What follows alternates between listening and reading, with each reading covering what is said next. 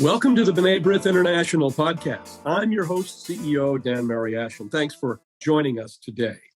Stay tuned for my conversation about AJIRI-BBI, the American Jewish International Relations Institute, which works to reverse longstanding anti-Israel discrimination at the United Nations. Just one brief reminder, check out our series, Conversations with B'nai B'rith, and all of our interviews on Facebook and YouTube. You'll find discussions with diplomats, historians, Holocaust survivors, Middle East experts, even the first Jewish American male astronaut in space. And get our latest content by subscribing to the B'nai B'rith YouTube channel and liking us on Facebook at B'nai B'rith International. Since its founding in 2005, AJIRI, the American Jewish International Relations Institute, has been forward-thinking about combating anti-Israel bias at the United Nations. The United Nations, across all of its agencies, takes actions meant to undermine and delegitimize Israel. The anti-Israel bias is pervasive throughout the UN, from its main bodies and committees and through to its most specialized agencies. Ambassador Richard Schifter launched AJIRI to get directly into the UN sphere to reverse longstanding anti-Israel discrimination. AJIRI's work has resulted in important vote changes at the United Nations, with fewer countries now supporting the annual UN resolutions that renew mandates and funding for the UN's anti-Israel propaganda apparatus. In September of 2020, AJIRI became an affiliate of B'nai B'rith. Now known as AJIRI-BBI, it works directly with B'nai B'rith's longstanding Office of United Nations Affairs to overcome anti-Israel efforts ingrained at the UN. B'nai B'rith has been accredited at the world body since 1947. AJIRI-BBI continues to advance the groundbreaking work both organizations have undertaken separately in the arena of fair treatment for Israel on the world stage. Working together enhances both organizations' efforts to work for a safer and more secure Israel. With us today to talk about anti-Israel bias at the UN and why it's imperative to combat it are Rick Schifter and Gil Kapen. Rick Schifter is the chair of AJIRI-BBI and is the son of AJIRI founder, Ambassador Richard Schifter.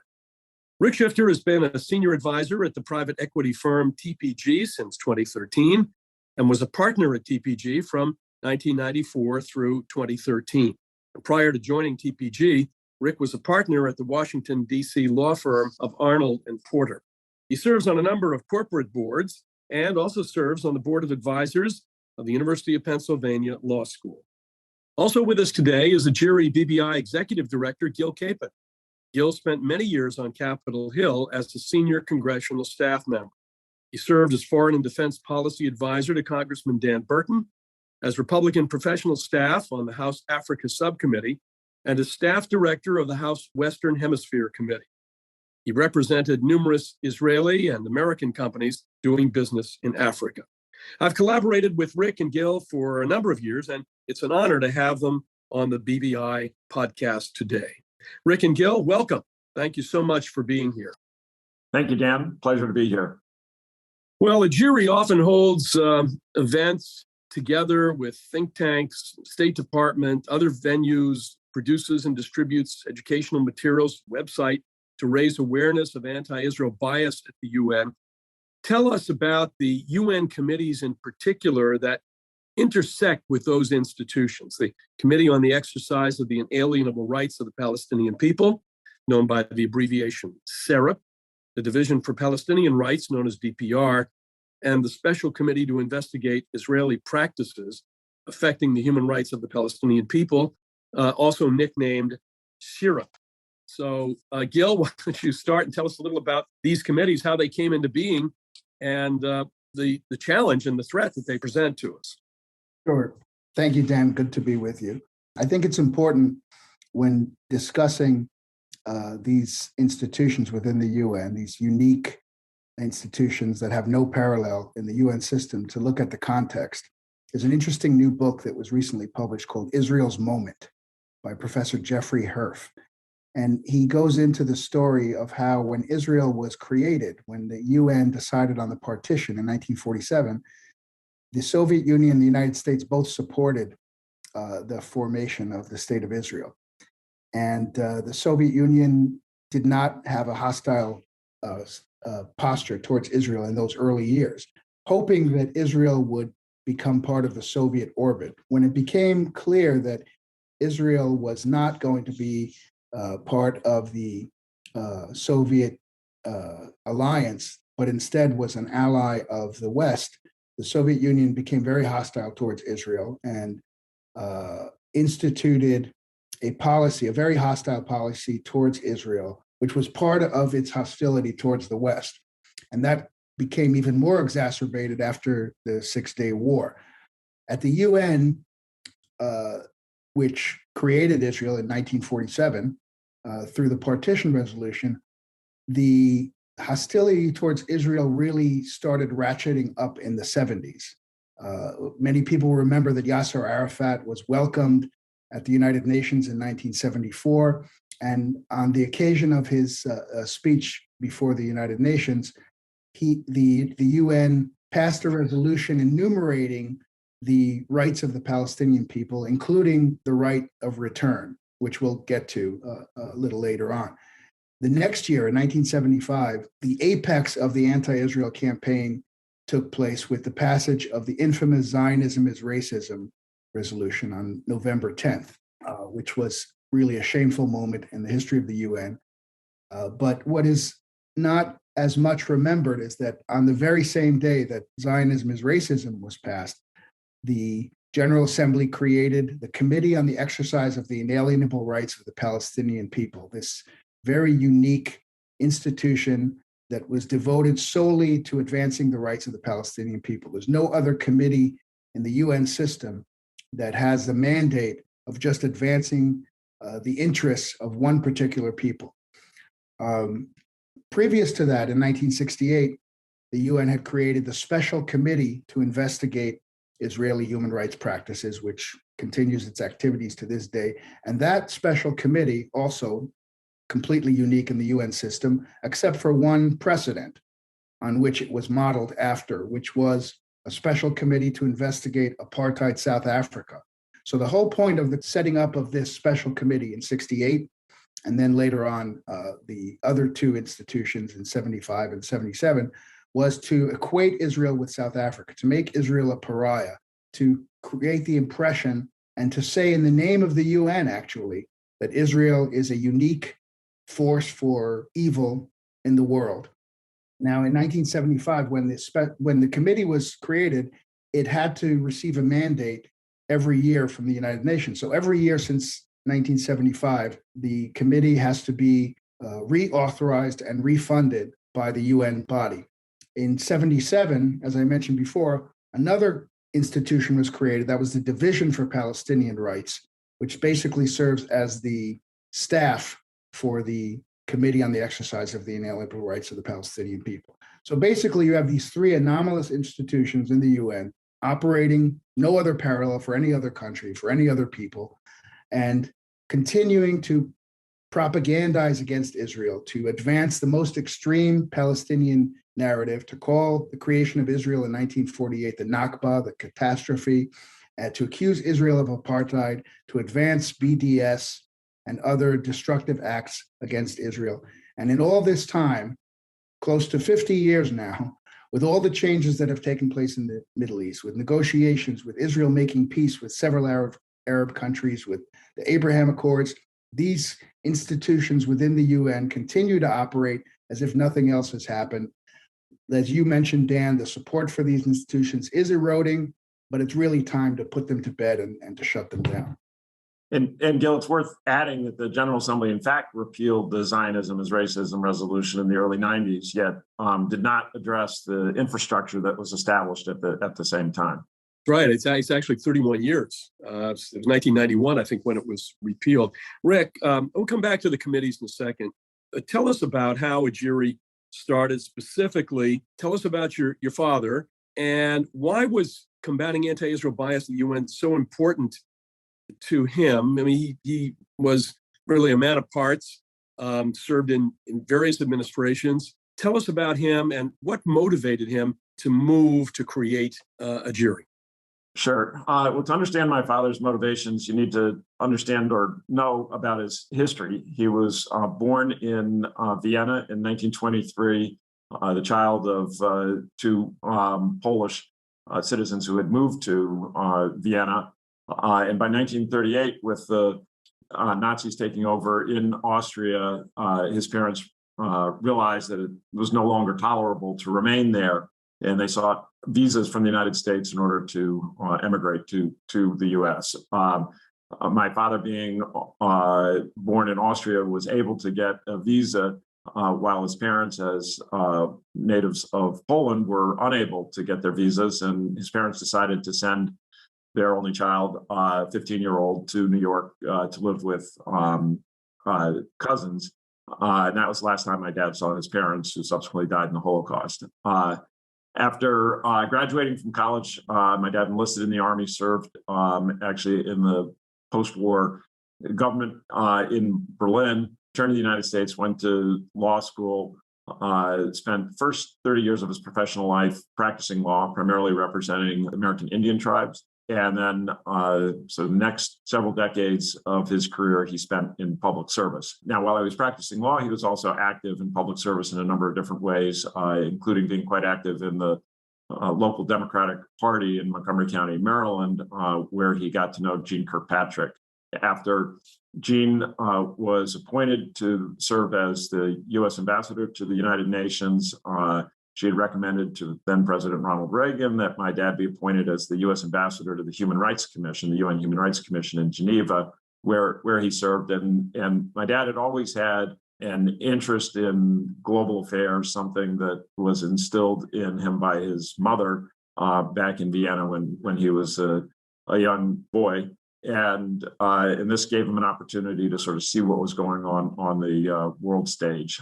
He then served as deputy ambassador to the United Nations for the Security Council under Jeane Kirkpatrick, and subsequently President Reagan appointed him Assistant Secretary of State for Human Rights and Humanitarian Affairs, a position to which George H.W. Bush reappointed him. He then served in both terms of the Clinton administration, in various capacities, also focused on global human rights issues, and retired from government service on January 20th, 2001. At that point, my dad decided that he did want to focus his efforts on the UN. I would describe my dad as always optimistic and felt that or really believed in the good of people generally, and he certainly believed in the mission of the UN. And having spent time in New York and seeing firsthand what was going on, he felt, well, obviously there was a significant element of anti-Israel and anti-Semitic entities at work at the UN that, in fact, the majority of countries did not take that point of view. And the problem was that the other side was just much better organized at delivering votes on critical resolutions. And he felt that, if the United States took more of an active role in encouraging countries otherwise friendly to the U.S. and with no hostility towards Israel to simply align their voting behavior in a way that sort of reflected their underlying beliefs, that you could take steps to dismantle this anti-Israel infrastructure that had been created at the UN. And he felt in order to do that, if he had an organization that was sort of dedicated to that effort, that he could help communicate the message more broadly and educate countries on the harm that was being created by allowing these entities to continue to exist. And that's what led him to form AJIRI, an organization of with a singular purpose, and really just seeking to dismantle the anti-Israel infrastructure at the UN, and using that entity for that purpose. It could elevate the level of attention on the harm being caused and why these countries should reassess their voting patterns. I think there's a tendency, Gil, for folks to think, the UN, I think it has over 194 member states, that, everybody votes. It's, singular voting. as we would vote here on any issue, but that's not necessarily the case. There's block voting at the UN, which carries with it, if it heads in the wrong direction, as it does with this anti-Israel activity, you have these big blocks of votes, and they can wind up being 130 to 18, or whatever the vote is. It's lopsided. Tell us a little about how that voting works at the UN, and how does AJIRI-BBI, how are you addressing these double standards and that lopsidedness in the voting process? Yeah, Dan, that's a very important issue to go into. And Rick mentioned that Ambassador Schifter, through his experience at the UN, was able to see this problem, which he identified, which he called the United States in opposition. It's actually an article that was written by Daniel Patrick Moynihan, the great US ambassador in the mid-70s, had coined that phrase. But unfortunately, even today, 30 years after the end of the Cold War, we're still seeing it. We're still seeing the United States in opposition at the UN, where you have somewhere around 140 countries that vote against the United States more than 50% of the time. And then a minority group of about 50 or so countries that vote with the United States more than 50% of the time. And if you look at the makeup of those blocks, you see that it's pretty consistent. You have, almost all of Asia, almost all of Africa, and most of Latin America voting against the United States more than 50% of the time. And then you have, of course, Western Europe, Eastern Europe, Israel, South Korea, Japan, and some other countries in the South Pacific voting with the United States. Exacerbating the problem is that you have these blocks that you mentioned, Dan, that carry over from the Cold War, and they still hold sway within the UN system. You have, first of all, when it comes to Israel, you have the Arab League, that's about 20 countries. You have the Islamic countries, the Organization of Islamic Cooperation, which is about 57 countries. And then you have the non-aligned movement, which is around 120 countries. And even though the whole concept behind the non-aligned movement has become more and more irrelevant over time, the impact of the voting is still there. So you have, as you correctly mentioned, a situation where Israel has good relations with many countries, most of the countries at the UN today. Certainly the United States does not have hostile relations with so many countries at the UN as it did during the Cold War, and yet this voting pattern continues. So when it comes to these institutions within the UN, or writ large, the pro-Palestinian, anti-Israeli voting every year. And it ought to be mentioned that every year there are anywhere between 15 and 20, sometimes more, resolutions every single year at the United Nations on roll call votes against Israel, targeting Israel. We're focused on the three that we referenced because, unlike the other resolutions in that group, the ones that we're focused on actually have consequences. They have budgets, they have ongoing activities, they undermine efforts towards peace and reconciliation between Israelis and Palestinians. And what you see is that on these other votes, these, for lack of a better term, hot air resolutions condemning Israel in a declaratory way, we condemn Israel for this, we condemn Israel for that.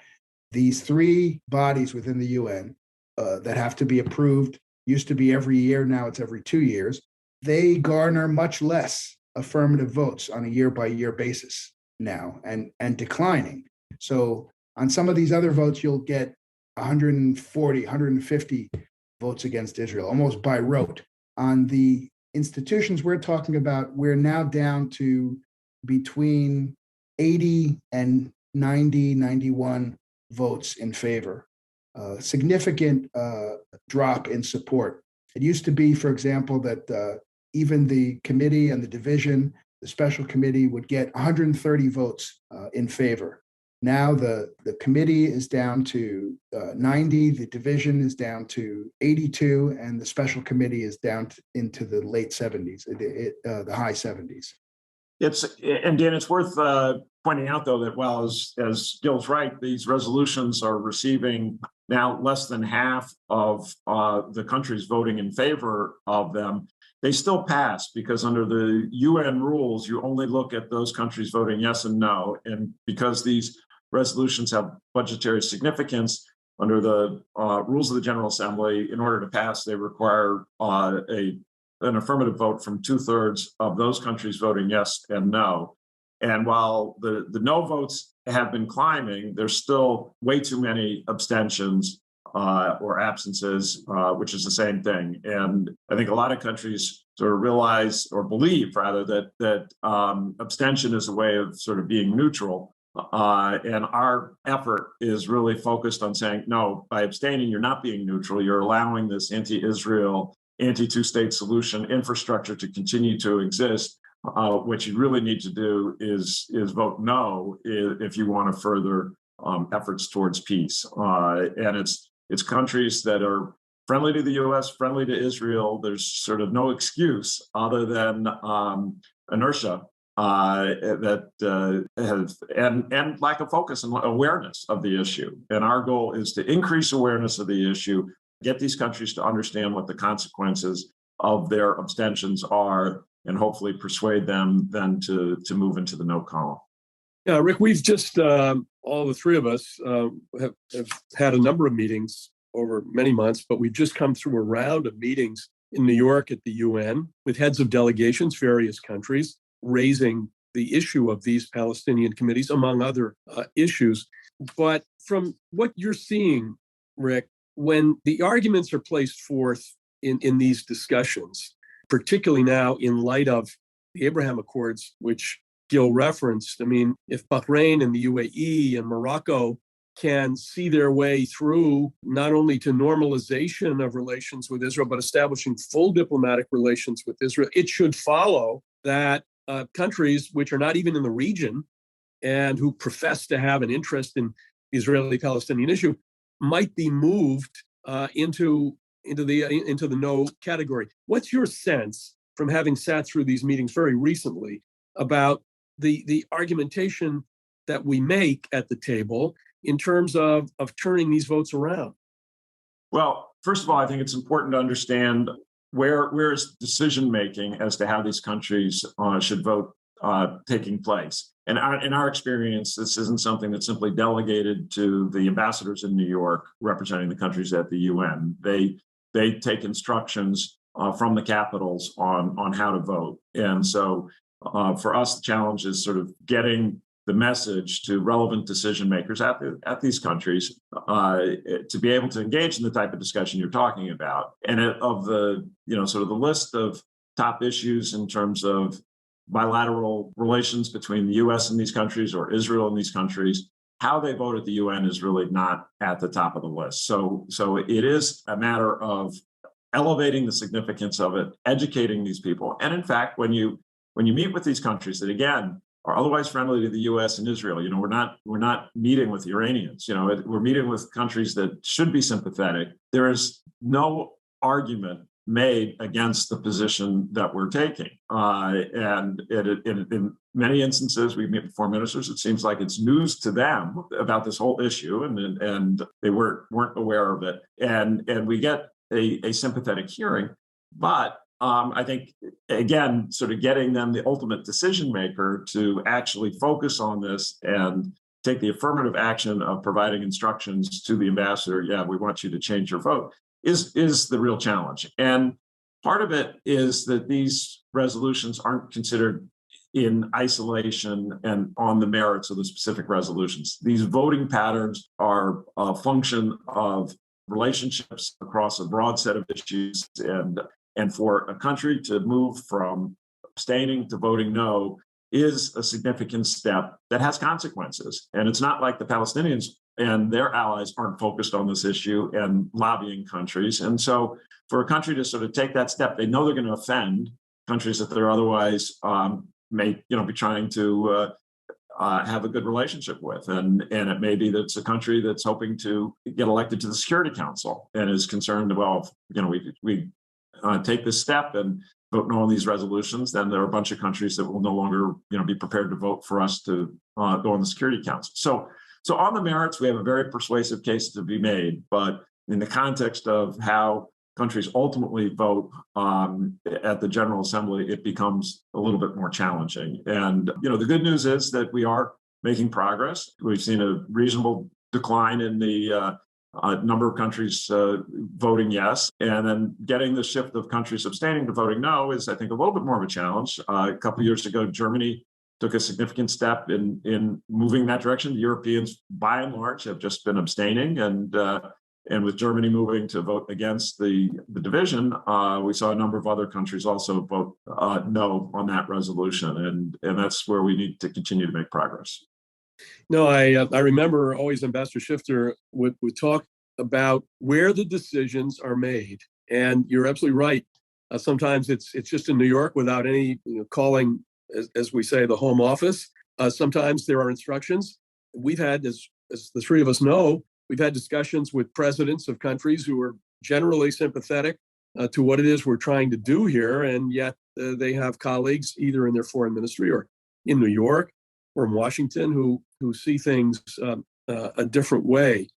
Gil, what do you think is the way to break through all of this, given some of the changes in the region? Talk about the Abraham Accords, but given the way that the winds are shifting in the region, and that so many years now have passed, how can we break through? Because the Palestinians clearly see the field of play at the UN as a tremendous plus. I mean, it just advances, or I should say reinforces their narrative through all of these resolutions, not just these committees, but through all other means of working the system. So how do we break through?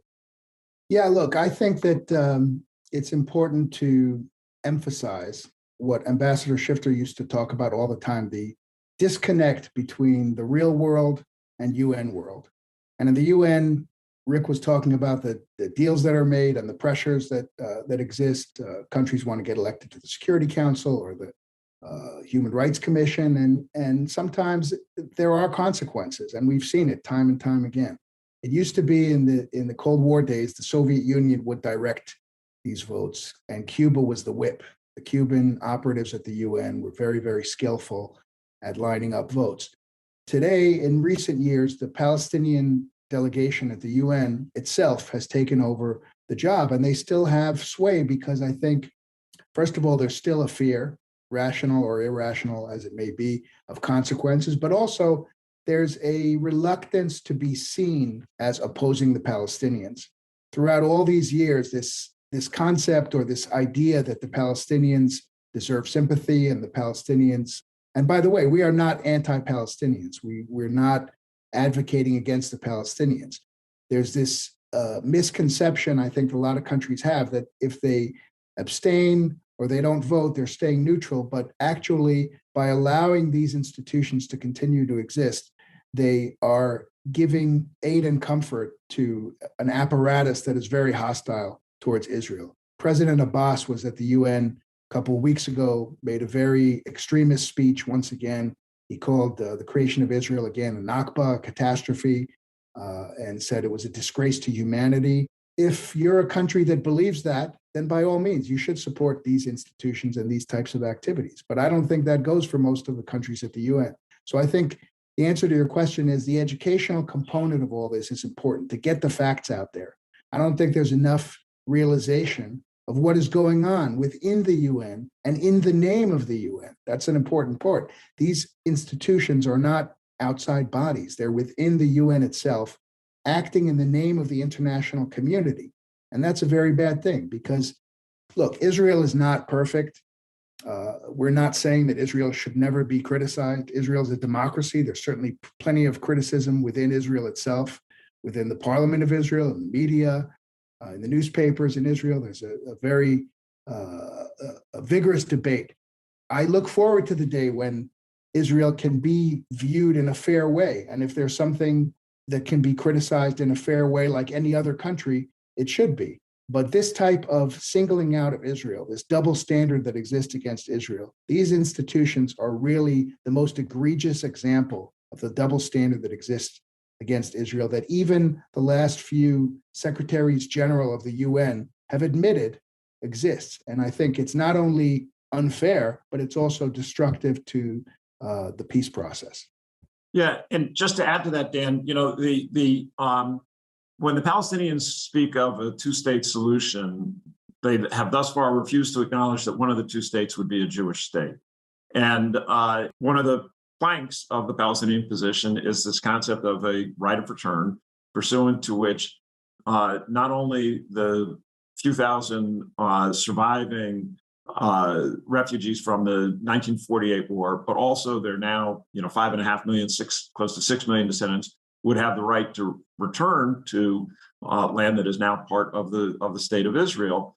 And of course, if that were to occur, that would end the existence of a Jewish democratic state. So, but the approach of the Palestinians is, well, okay, well, that's how you can create a two-state solution, is have all these Palestinians move into Israel, and we can make it two Palestinian states. But that's something no Israeli government would ever agree to. And so as long as the Palestinians are maintaining that position, you're not going to make progress with respect to a two-state solution. And yet, how can you expect the Palestinians to give up on that right when the UN, through these three entities that we've been talking about, are constantly endorsing the Palestinian claim of a right of return? And it's something that is the primary argument that we try to make to these countries, that it's not just that these entities exist solely to delegitimize and demonize the state of Israel, but by endorsing the Palestinian claim of a right of return, they're creating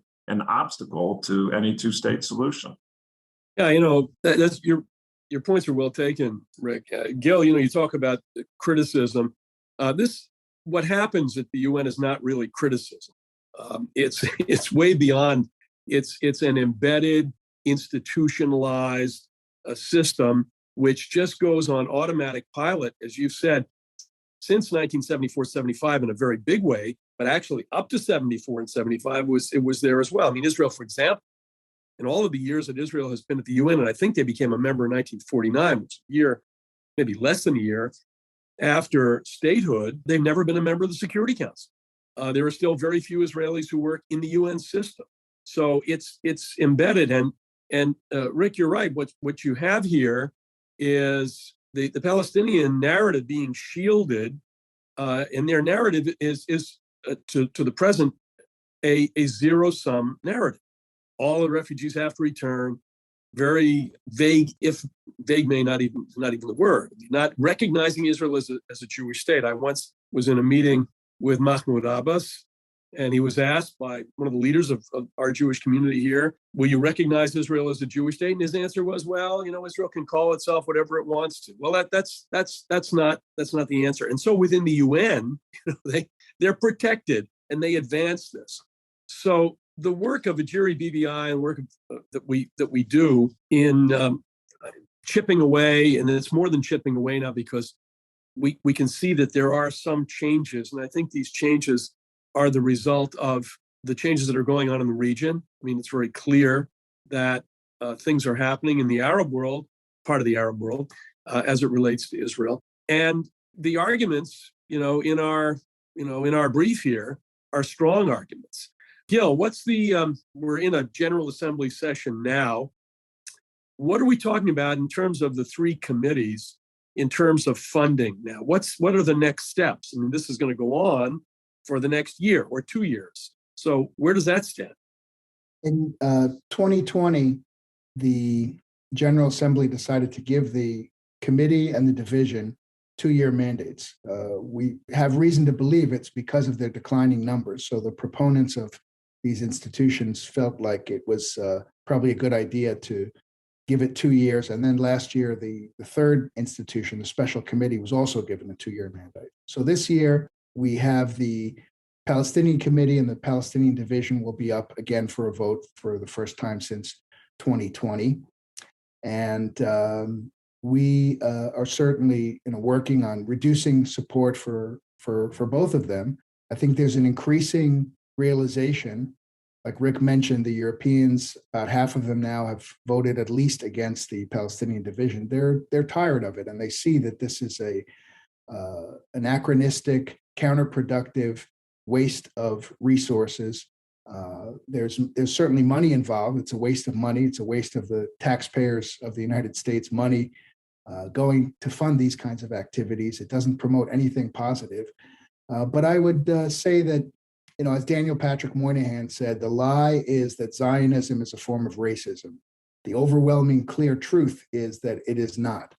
And we certainly believe that. And I think more and more people around the world realize that that's true. So there's really no reason to support this kind of singling out of Israel, this kind of bashing Israel. And by the way, the votes are held always on November 29th to commemorate the day of the partition resolution. So you would think that the supporters of these institutions wouldn't want to call attention to the fact that they rejected the partition resolution, but they've designated November 29th as Support for the Palestinians Day every year.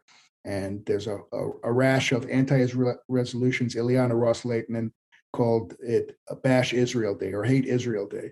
That's probably a better name for it. So we're going to face the same thing again this year. We're realistic. We know that we're not going to shut down the institutions yet, but we're certainly working at it. And it's important, I think, to present the facts and to make people realize, and countries that vote for it either out of ignorance or by rote, that they're not contributing to anything positive, certainly not contributing to peace. Well, you mentioned, both of you, a couple of great friends of our community and of the state of Israel, in Daniel Patrick Moynihan and Jean Kirkpatrick. And Ambassador Dick Schifter is in that category, also a great friend of B'nai B'rith. We have our work cut out for us, clearly, but knowing that the work of AJIRI-BBI is out there, as well as the work that we do in B'nai B'rith at the United Nations, will continue unabated right through this General Assembly session and on into next year. And let's reconvene, perhaps some months from now, and talk about, hopefully, some of our successes as we continue to work on these issues. So I think it's just worth mentioning, if listeners are interested in learning more, they should go to our website at AJIRI.us, and there's more background information. And there's also, you can see the voting records of each of the countries in the General Assembly going back to 2000. So lots of information at that website. Again, it's at AJIRI.us. Rick and Gil, thank you both for joining us to discuss the important work of AJIRI-BBI on the world stage. If you're looking for more of our programming, visit our website, b'naibrith.org, to listen to all of our conversations, podcasts, and live interviews. Thank you again to AJIRI-BBI Chair Rick Schifter and Executive Director Gil Kapen for joining us to break down the anti-Israel bias at the UN and to walk us through the efforts to stop it. If you like what you hear and you're in a podcast app already, tap the subscribe button to follow us. You can also listen to the show via the B'nai B'rith website. For my guests, Rick Schifter and Gil Kapen, and on behalf of B'nai B'rith, I'm your host, Dan Mariaschin. Talk to you again soon.